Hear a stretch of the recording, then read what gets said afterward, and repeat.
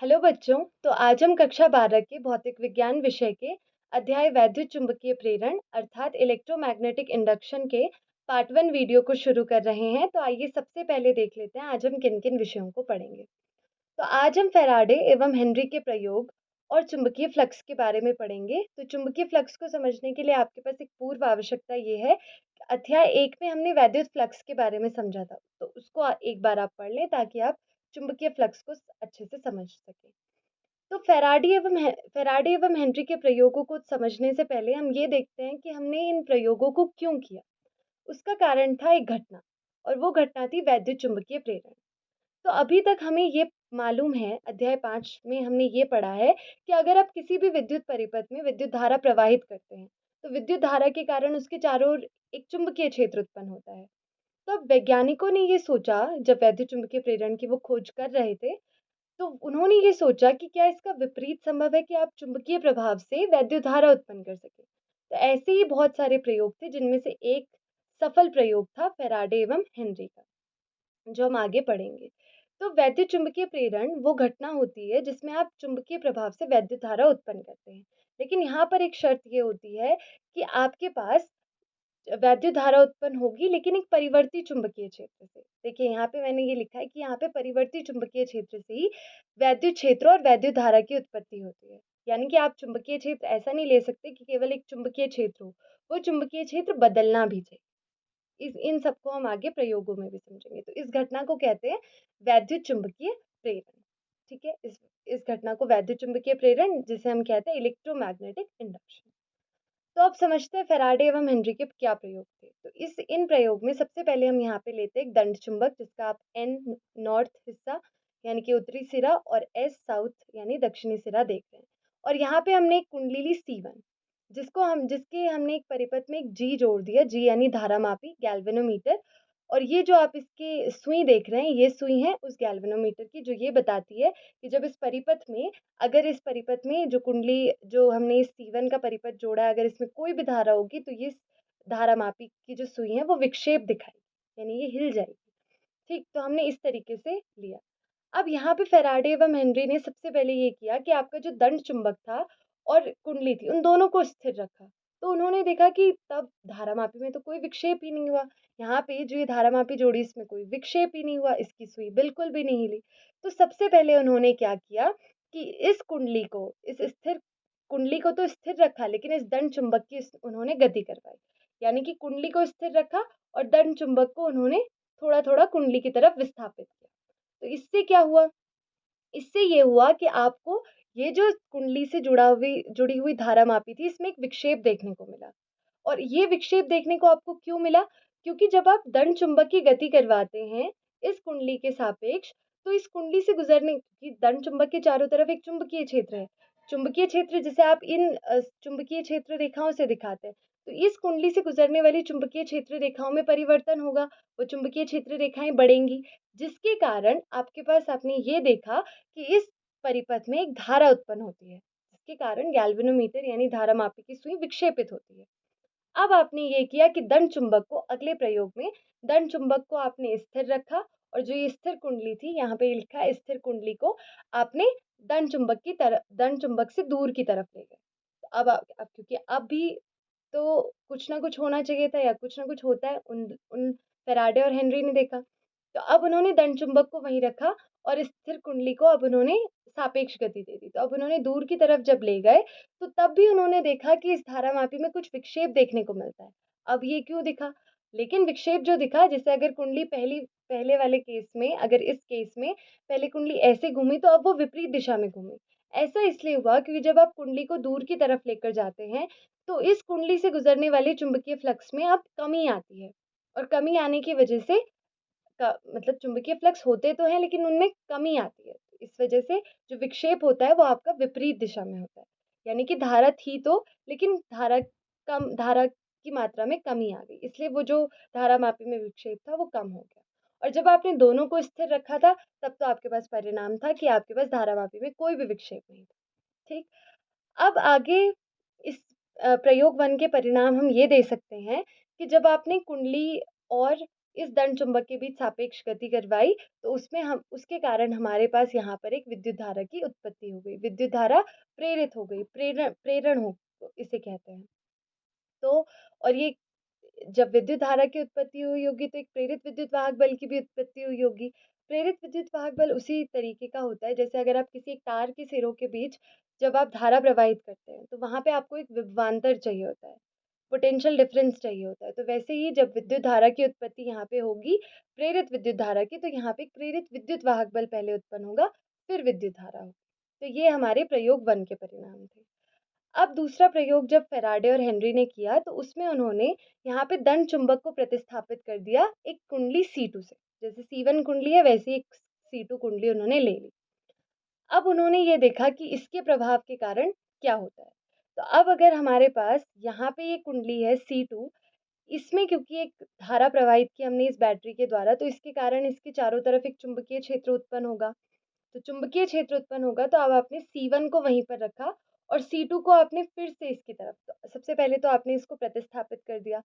अब जब आपने C1 को वहीं पर स्थिर रखा और C2 की गति करवाई, तो फिर से C1 से गुजरने वाली चुंबकीय फ्लक्स की मात्रा, जो ये चुंबकीय फ्लक्स यहाँ पे दिख रहे हैं, इनकी मात्रा बढ़ गई और इसके कारण बढ़ गई, तो इसके कारण आपको इस धारामापी में फिर से एक विक्षेप देखने को मिला। तो इस तरीके से हमारे पास यहाँ पे कुंडली C2 को C1 के समीप तथा दूर ले जाने पर धारामापी में विक्षेप दिखेगा। जब आप C2 को इस बार दूर लेकर जाएंगे या फिर आप C1 को ही दूर लेकर जा रहे हैं, तो फिर वहाँ पे एक विक्षेप देखने को मिलेगा विपरीत दिशा में। तो इस तरीके से हमने फिर से देखा कि सापेक्ष गति आप करवाएंगे दोनों के बीच में, तो किस तरीके से आपको धारामापी में विक्षेप देखने को मिलेगा। तो इस चीज़ प्रयोग 2 का क्या परिणाम निकला हमारे पास कि यहाँ भी आपने कुंडलियों के मध्य सापेक्ष गति करवाई और आपके पास C1 में एक विद्युत धारा प्रेरित हो गई, और विद्युत धारा प्रेरित हुई होगी तो आपके पास एक और चीज़ प्रेरित हुई होगी, विद्युत वाहक बल। अब उन्होंने प्रयोग 3 किया। प्रयोग 3 में उन्होंने यहाँ पर ये C1 कुंडली थी इसको लिया और C2 कुंडली थी। अब उन्होंने यहाँ पे अभी आप प्रयोग 1 और प्रयोग 2 में चाहे आपने दंड चुंबक लिया हो, चाहे कुंडली ली हो, तो वहाँ पे आपने एक सापेक्ष गति देखी।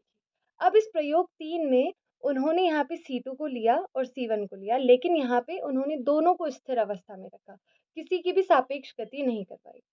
अब उन्होंने ये देखा कि जब आप इस C2 कुंडली में धारा प्रवाहित करते हैं और इस धारा प्रवाहित करने के कारण इससे गुजरने वाले चुंबकीय फ्लक्स में कुछ ना कुछ परिवर्तन होगा, क्योंकि अगर आप धारा प्रवाहित कर रहे हैं तो इसके चारों तरफ एक चुंबकीय क्षेत्र उत्पन्न हो जाता है। अब इस कुंजी के को आपने दबा दिया, कुंजी यानी कि स्विच, तो स्विच को आपने दबा दिया, तो आपको एकदम से एक क्षणिक विक्षेप देखने को मिलेगा। क्षणिक यानी थोड़ी देर के लिए यहाँ पे गैल्वेनोमीटर में यानी धारामापी में एक विक्षेप देखने को मिलेगा। तो इससे हमें पता चला कि जैसे ही आपने C2 में धारा प्रवाहित करी, ये जो C2 था इसमें आपने धारा प्रवाहित करी, इसके चुंबकीय क्षेत्र के कारण C1 में एक क्षणिक विक्षेप था, यानी एक छोटी सी धारा थी, थोड़ी सी देर के लिए धारा थी।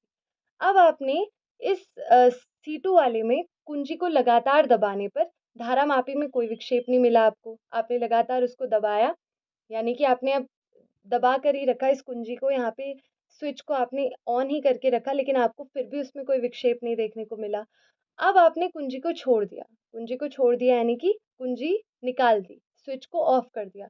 तब आपको फिर से धारामापी में विक्षेप देखने को मिला और धारामापी में इस बार विपरीत दिशा में विक्षेप था। तो यहाँ से आपको एक चीज़ समझ आई कि जब हमने यहाँ पर इस स्विच को ऑन कर दिया था, यानी परिपथ में धारा प्रवाहित की इस C2 कुंडली में, इसके चुंबकीय क्षेत्र के कारण इससे इसके में कुछ फ्लक्स गुजरा होगा, तो यहाँ पे आपको विक्षेप मिला। लेकिन उस फ्लक्स में कुछ परिवर्तन नहीं हुआ, इसलिए हमें धारा केवल कुछ समय के लिए देखने को मिली।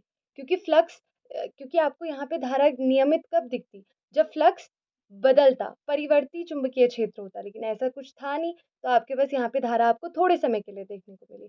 अब आपने कुंजी हटा दी, तो कुंजी हटा दी यानी स्विच को ऑफ कर दिया। तो स्विच ऑफ मतलब यहाँ से कुंजी निकल जाने के बाद एक बार जो उसमें इसके कारण जो चुंबकीय क्षेत्र इस कुंडली से C1 से भी गुजर रहा था, वो भी हट गया। तो इसके कारण एकदम से फिर से उसमें चुंबकीय क्षेत्र में परिवर्तन आ गया, C1 से गुजरने वाला भी। तो यहाँ पे आपको एक बार फिर से क्षणिक विक्षेप दिखा धारामापी में। तो यहाँ पे हमने इस प्रयोग 3 के परिणाम क्या थे कि शुरुआत के आपने प्रयोग 1, प्रयोग 2 में सापेक्ष गति थी, लेकिन अब हमें ये भी पता चल गया कि ऐसा ज़रूरी नहीं है कि सापेक्ष गति हो, ये अनिवार्य नहीं है।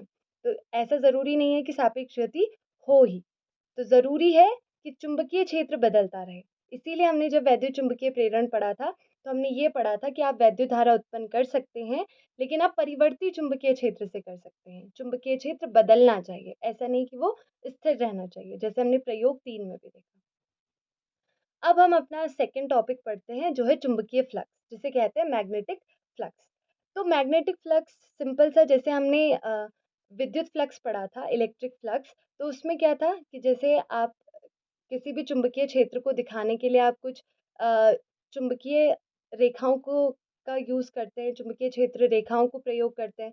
तो चुंबकीय फ्लक्स यही होता है कि कोई भी एक क्षेत्र है, जैसे यहाँ पे हमने ये एक क्षेत्र ले लिया।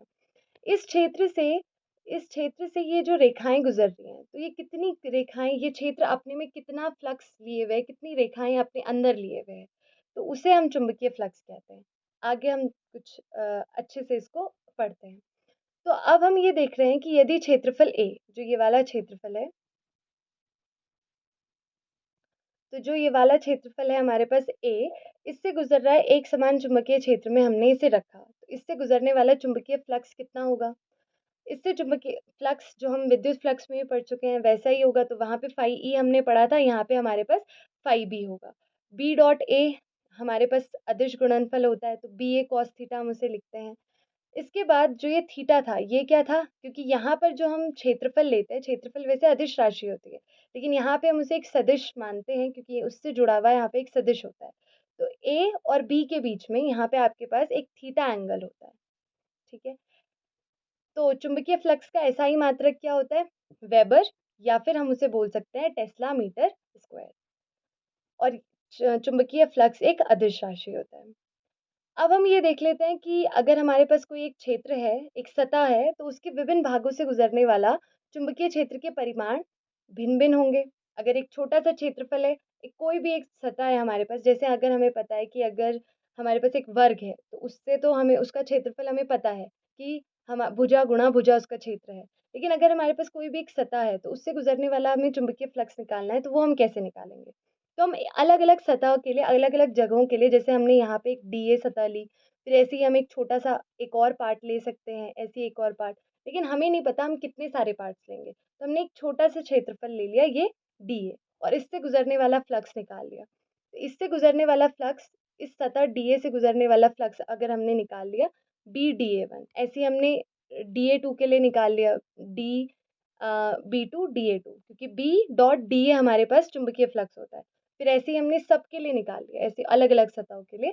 तो हमारे पास कितना, सबको अगर हमने जोड़ दिया तो हमें यहाँ पे समेसन लगाना पड़ेगा, और आई हमें ये बता रहा होगा कि आई की जो वैल्यू है वो 1 से लेकर आपके पास चलती रहेगी, जितने आपके पास क्षेत्र में आपने इस सतह को डिवाइड कर रखा होगा। तो इस तरीके से हम किसी भी सतह के चुंबकीय फ्लक्स को निकाल सकते हैं। तो आज हमने इस वीडियो में ये पढ़ा है कि सबसे पहले विद्युत चुम्बकीय प्रेरण, यानी कि वैद्युत चुम्बकीय प्रेरण किसे कहते हैं। आप परिवर्ती चुंबकीय क्षेत्र से ही वैद्युत क्षेत्र और वैद्युत धारा की उत्पत्ति कर सकते हैं। उसके बाद हमने फैराडे और हेनरी के प्रयोग के परिणामों को समझा कि कुंडली में अगर आपने वैद्युत धारा की उत्पत्ति करनी है तो दोनों चुंबक और कुंडली के मध्य सापेक्ष गति होनी चाहिए। ये हमने प्रयोग 1 और 2 में पढ़ा। उसके बाद हमने उसी उसी में एक चीज़ और समझी कि विद्युत धारा की उत्पत्ति हो रही है तो आपके पास एक प्रेरित विद्युत वाहक बल भी होगा। और प्रयोग 3 में हमने एक और चीज़ समझी कि ज़रूरी नहीं है 2 चीज़ों के बीच सापेक्ष गति होगी, जैसे चुंबक और कुंडली, या कुंडली और दूसरी भी कुंडली, ऐसा ज़रूरी नहीं है। लेकिन वहाँ पर आपको जो कुंडली लेनी है, उस कुंडली से गुज़रने वाले चुंबकीय फ्लक्स में परिवर्तन होना चाहिए, जिससे आपके पास एक परिवर्ती चुंबकीय क्षेत्र उत्पन्न हो। तो ये हमने प्रयोग 3 में पढ़ा। उसके बाद हमने चुंबकीय फ्लक्स के बारे में पढ़ा। तो अगर आपके पास एक क्षेत्रफल A है, उसे आपने एक समान चुंबकीय क्षेत्र B में रखा, तो उससे गुजरने वाला चुंबकीय फ्लक्स कितना होगा? Phi B B dot A, यानी बी ए कॉस थीटा। उसके बारे में हमने पढ़ा। फिर हमने पढ़ा कि फाई बी एक अदिश राशि होती है, जिसका मात्रक वेबर होता है। तो अगली क्लास में हम फैराडे के प्रेरण के नियमों को समझेंगे और उदाहरण 6.1, उदाहरण 6.2 और 6.3 को समझेंगे। अभी के लिए थैंक यू।